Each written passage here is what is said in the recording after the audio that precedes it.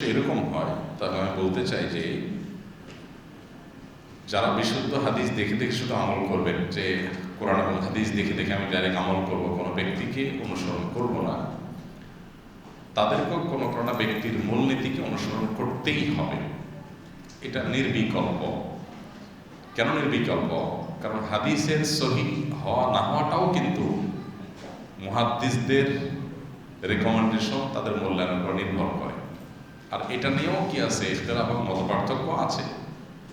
এক একজন মুহাদ্দিসের কাছে হাদিস সহিহ হওয়ার ক্ষেত্রে, সহিহ না হওয়ার ক্ষেত্রে এক এক রকমের মূলনীতি আছে।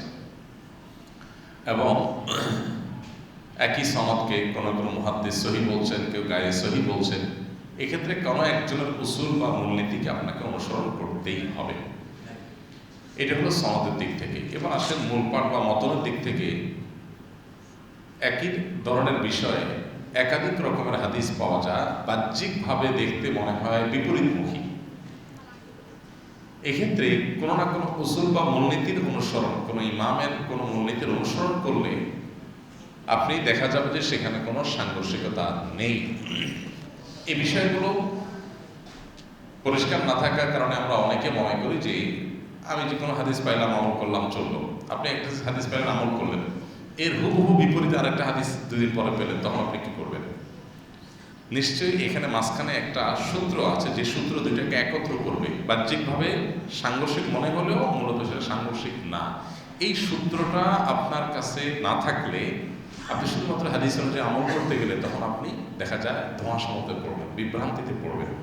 এই জন্য আপনি শুধু হাদিস অনুযায়ী যদি আমল করতে চান, আপনার যদি সেই নলেজ থাকে যে আপনি শুধু হাদিস দেখে দেখে আমল করবেন, নস দেখে, আয়াত দেখে দেখে আমল করবেন, সেক্ষেত্রেও আপনাকে কোনো না কোনো ইমামের উসুল বা মূলনীতিকে অনুসরণ করতে হবে। এখন আপনি যদি সুবিধা গ্রহণ করার জন্য কোনো মাযহাবকে অনুসরণ করেন, আপনি কোনো একটা থটের অনুসারী, সুবিধার প্রশ্ন আসলো তো এখানে অন্য থটের উপর আমল শুরু করলেন শুধু সুবিধা নেওয়ার জন্য, এটা যদি হয় তবে সেটা অবশ্যই না জায়েজ হবে, গুনাহ হবে, জায়েজ হবে না। যেমন আমাদের কাছে মাসআলা নিয়ে আসে অনেকে, লোকটা ব্যক্তিগত জীবনে আহলে হাদিস বা হাম্বলি মাযহাব ফলো করেন, সালাফি থট ফলো করেন। তিনি মাসআলা নিয়ে আসছেন কি, যে আমরা ছেলে মেয়ে দুজন প্রাপ্তবয়স্ক, গুনাহ থেকে বাঁচার জন্য আমরা উভয়ে নিজেদের সম্মতিতে আমরা দুজন সাক্ষীর উপস্থিতিতে বিবাহ বন্ধনে আবদ্ধ হয়েছে, আমাদের বিয়েটা সহি হয়েছে কিন্তু। তা আমি জিজ্ঞাসা করি, আপনি কি হানাফি নাকি আহলে হাদিস? এটা আমি জিজ্ঞাসা করি। আপনি হানাফি হইলে আপনার বিয়ে সহি হয়ে গেছে, আর যদি আহলে হাদিস হয়ে থাকেন তাহলে আপনার বিয়ে সহি হয়নি। কারণ হানাফি মাযহাব অনুযায়ী প্রাপ্তবয়স্ক ছেলে মেয়ে তারা একে অন্যের সাথে বিবাহ আবদ্ধ হতে পারে। আপনি সেই থটের উপর নির্ভর করে থাকলে, সেগুলো আমাদের প্রতি আস্থা রাখলে, তাদের থট অনুসরণ করে থাকলে ঠিক আছে। আর যদি আপনি ব্যক্তিগত জীবনে আহলে হাদিস থট ফলো করেন, হানাফি থট ফলো না করেন, তাহলে সেক্ষেত্রে আপনার বিয়ে বিশুদ্ধ হয় নাই, কারণ সেখানে মেয়ের বাবার পারমিশন আপনার বর্ণনা অনুযায়ী ছিল না। আর মেয়ে তিনি যদি তার বাবা অভিভাবকের পারমিশন ছাড়া নিজে নিজে বিয়ে বন্ধনে আবদ্ধ হয়, তাহলে সেক্ষেত্রে সেটা এই থট অনুযায়ী বিশুদ্ধ হয় না। তখন অনেকে বলে, ভাই আমি হানাফি, তাহলে আপনি নামাজ কেমনে পড়েন, নামাজ কেমনে পড়েন? তো এবার একটা একটা করে ঘুরে ঘুরে বের করতে গেলে ধরা পড়ে যে আসলে উনি হানাফি না, উনি এখন হানাফি এই মাসআলাটা সুবিধা আছে এই জন্য এক্ষেত্রে উনি হানাফি হতে চাচ্ছেন, অথবা হানাফি মাযহাবের সুবিধা নিতে চাচ্ছেন। আবার অনেকে হানাফি মাযহাবের ফলোয়ার, বউরে 3 তালাক দিয়ে এসে বলেন যে ভাই একসাথে 3 তালাক দিলে কি 3 তালাক হবে? তো এক্ষেত্রে আমি প্রশ্ন করি, ভাই আপনি কি হানাফি না সালাফি? হানাফি হয়ে গেলে, হানাফি থাকলে তো তালাক হয়ে যাবে, শুধু হানাফি না, 4 মাযহাবের মতেই তালাক হয়ে যাবে, জমহুর উলামাদের মতে তালাক হয়ে যাবে। আর যদি আপনি আহলে হাদিস হয়ে থাকেন তাহলে আহলে হাদিস উলামাদের মতে তালাক হয় না। এখন হানাফি হয়েও দেখা যায় যে অনেক আহলে হাদিস আলেমের কাছে মাসআলা নিতে যায়, অথবা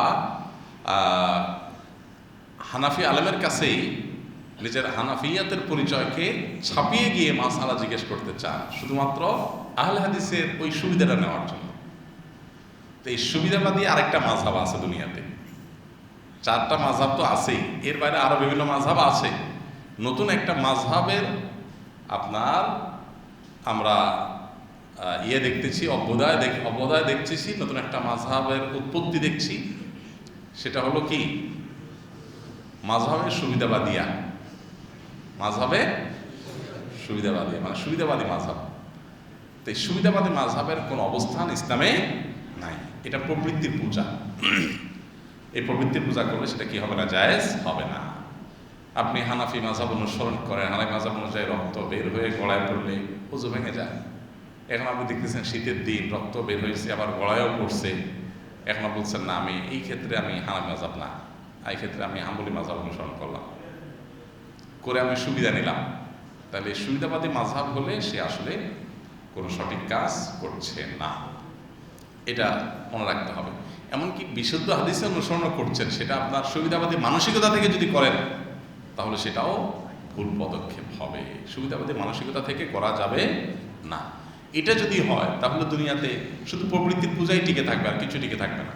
কারণ আপনি যেটাই করতে চান ওই পক্ষে কোনো না কোনো একটা মত খুঁজে পাবেন। এমন উদ্ভট মত আছে যে আপনি যে কোনো আকাম করতে চান। এখন এই যে হাদিস অস্বীকারীদের একটা গ্রুপ বাইরেছে না, যদি এগুলো কোনো পাতে নেওয়ার মতো কিছুই না, আপনি তাদের থট যদি ফলো করেন তাহলে তো আপনার জন্য অনেক কিছুই করা যাবে। পাঁচ ওয়াক্ত নামাজে ঠিক মতো না পড়লেও চলবে।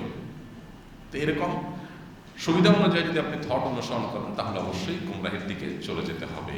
এই জন্য প্রবৃত্তির পূজা করছি কিনা আমি হাদিসের অনুসরণ নাম দিয়ে বা মাযহাব অনুসরণ নাম দিয়ে বা আমি নস ভিত্তিক আমলের নাম দিয়ে, এক্ষেত্রে আমাকে অবশ্যই বারবার নিজেকে জিজ্ঞাসা করতে হবে। এবং এই ক্ষেত্রে যদি আমি ভুল করে থাকি তাহলে সমস্ত আমল নামাই বরবাদ হয়ে যাবে।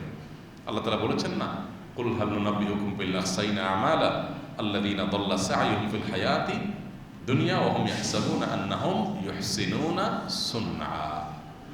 কিছু লোক আছে তারা অনেক ভালো কাজ করছে বলে মনে করছে, অথচ তাদের সমস্ত ভালো কাজই ব্যর্থ, আল্লাহর কাছে কোনো বিনিময় তারা পাবে না। তো এই মানুষগুলোর কাতারে চলে যাব আমরা যদি আমরা এই সুবিধাবাদী মানসিকতা থেকে মাসআলা গ্রহণ করি। খবরদার। অনেকে আছেন তালাকের মাসালা জিজ্ঞাসা করতে, তালাকের মাসালা সবচেয়ে ইন্টারেস্টিং তো, আর এই বিষয়ে হুজুরদের কাছে বেশি আসে। অনেকে আসেন মাসালা জিজ্ঞাসা করতে, আসলে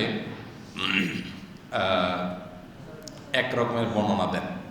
এরপর তিনি যখন টের পান যে বর্ণনাটা একটু অন্যভাবে হইলে মাসালাটা ঘুরে যাবে, তখন তিনি আবার ঘুরে নিয়ে আসেন, বলেন না হুজুর আগে ভুল বলছিলাম, এখন এইটা। তো আপনার বর্ণনা অনুযায়ী মাসআলা হবে। আপনি যদি চালাকি করেন তাহলে সেক্ষেত্রে ওই মুফতি সাহেবকে চালাকি করে ধোকা দিতে পারবেন, কিন্তু আল্লাহ তাআলা তো আপনার সব জানেন। আল্লাহকে ধোকা দেওয়া যাবে না, যার কারণে আল্লাহর কাছে আপনি হারামে লিপ্ত মানুষের মধ্যেই শামিল হবেন। এই জন্য ভাই, নফস বা প্রবৃত্তির পূজা যেন না হয়, এই দিকটা আমাদের খেয়াল রাখতে হবে।